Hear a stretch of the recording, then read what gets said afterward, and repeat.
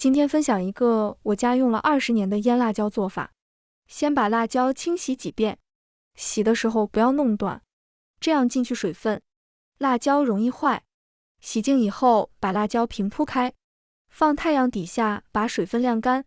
锅里来50毫升食用油，油热以后把花椒、八角炒出香味，接着放入2斤酱油，酱油的量能没过辣椒就可以。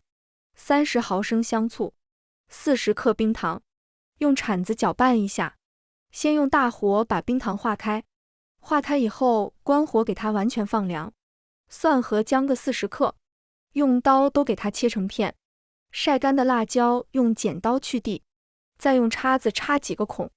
准备一个无水的容器，40克姜、40克蒜分次放入坛子里，再把晾凉的酱油倒进去，酱油的量一定要没过辣椒。最后放2勺高度白酒，盖上盖子，放10到15天以后就可以吃了，是夏天开胃又下饭的好菜。